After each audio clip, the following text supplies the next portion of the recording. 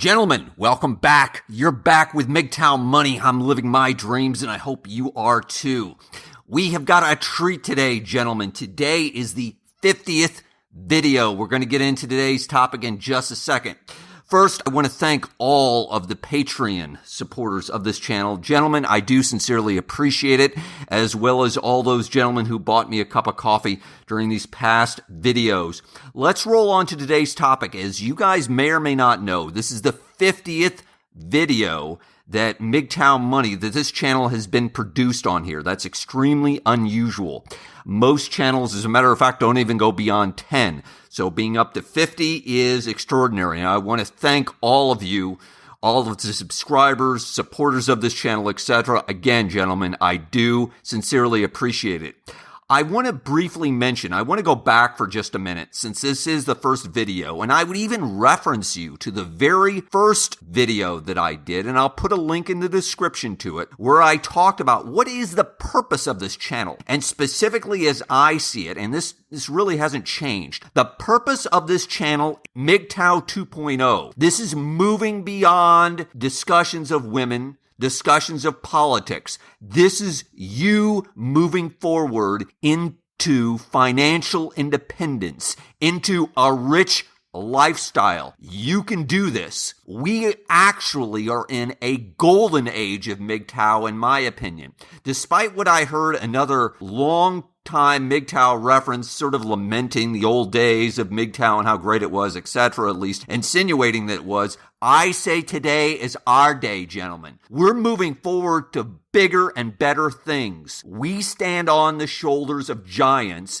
and we're going to move on to rich lifestyles for those men who choose to be MGTOW. I'm going to do some old school stuff here right now with today's topic. Number one, the first thing you're going to need to do, gentlemen, and I hope you're doing this already, but I'm going to have to hammer it home again, is get your three biggest expenses under control. Get your three biggest cost centers, the things that are costing you money. There's three of them that are costing most of your money every single month. What are they? I've mentioned this before, gentlemen. Housing, transportation, food. Housing, transportation, food. If you just get those three things under control, you will have and be much closer to achieving that rich lifestyle. Let me give you some real numbers that you might want to consider working with. Let's say, for example, you can get your housing down to 20% of your net income. What?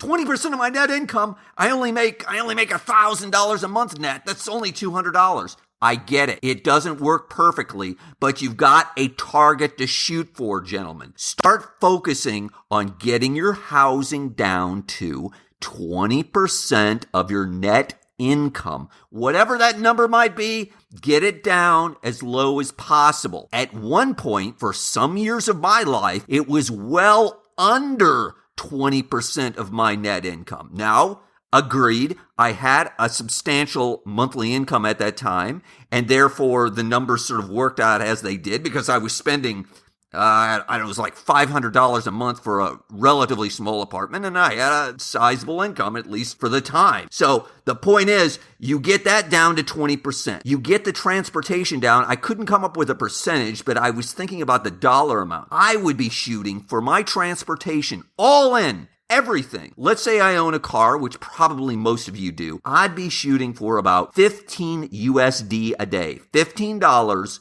USD equivalent in your currency a day maximum to be spending on transportation.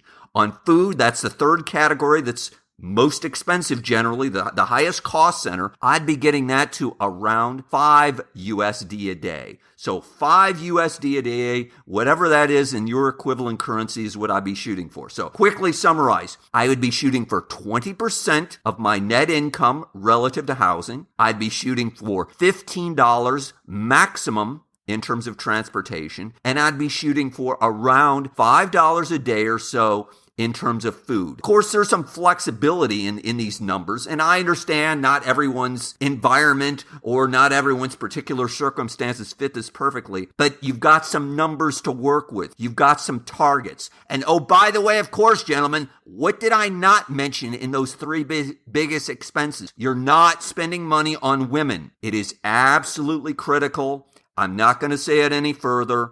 You've got to control yourself relative to the amount of money that you might spend on women. Let's roll on to a second idea. Start being a money hustler. For years, ever since I was a small child, and I don't know if it's some sort of psychological quirk with me or whatever, I've been a bit of a hustler. Whether I used to walk my neighborhood as a young child, pushing a lawnmower, knocking on doors, to mow lawns, to shovel snow, just to do anything, to pick up just small amounts of money.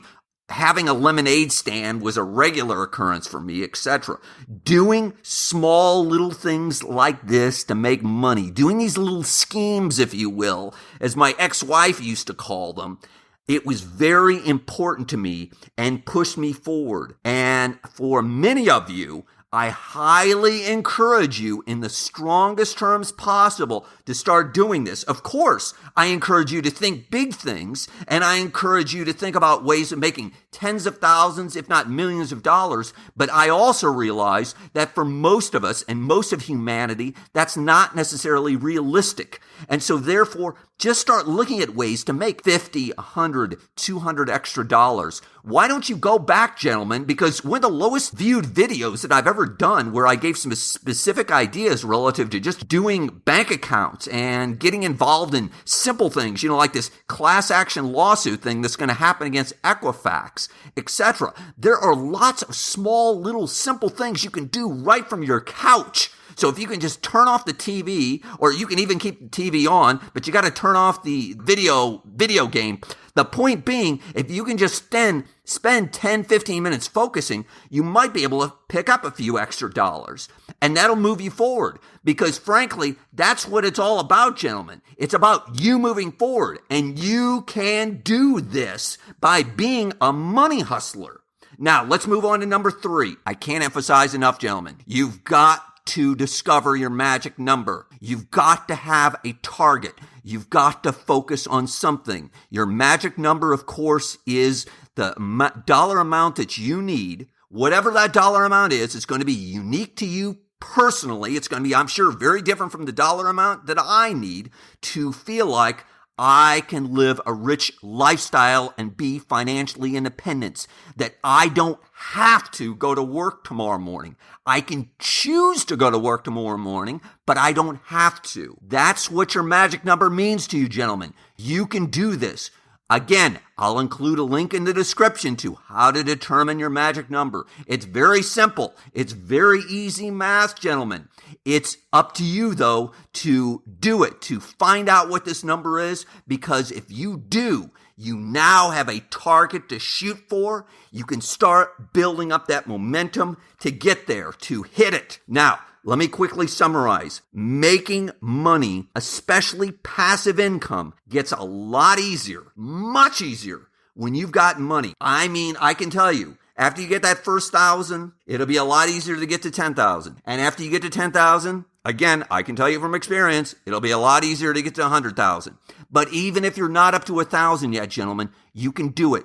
Start being a money hustler. Get focused on your magic number. Get control of your 3 biggest expenses. I'm going to finish up with a very simple formula, gentlemen, that's worked for me and many, many other men. Number 1, you just need some time. Time, of course, is probably going to be measured in years, but you're just going to be patient and stay with it. Number 2, you're going to need to earn money during that time. And correspondingly, while you're earning money, you're going to be saving some of it.